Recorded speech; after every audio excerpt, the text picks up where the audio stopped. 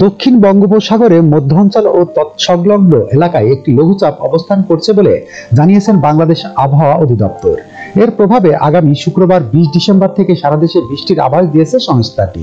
মঙ্গলবার 17 ডিসেম্বর এক সতর্কবার্তায় আবহাওয়া অফিস জানায়, বঙ্গোপসাগরে অবস্থানরত লঘুচাপের প্রভাবে ঢাকা, খুলনা, বরিশাল ও চট্টগ্রাম বিভাগের কোথাও কোথাও শুক্রবার 20 ডিসেম্বর সকাল 6টা থেকে পরবর্তী 72 ঘন্টা মাঝারি থেকে ভারী বর্ষণ হতে পারে। এদিকে বাংলাদেশ আবহাওয়া অধিদপ্তরের আবহাওয়াবিদ কাজী জেবুন্নেসা গণমাধ্যমকে বলেন, লঘুচাপটি ঘূর্ণিঝড় না হলেও এর প্রভাবে ব্যাপক বৃষ্টি হবে। বিশেষ করে উপকূলীয় অঞ্চলে বৃষ্টি বেশি হবে। আগামী 20 ডিসেম্বর থেকে 22 ডিসেম্বর পর্যন্ত 3 দিন টানা বৃষ্টি থাকবে।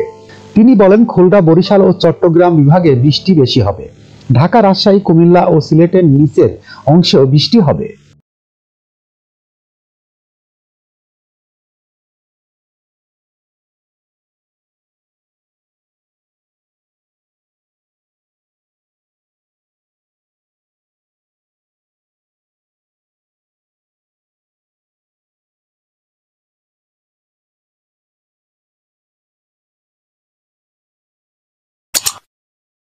যখনকার খবর তখনই দেখতে চোখ রাখুন সুন 24 টিভিতে।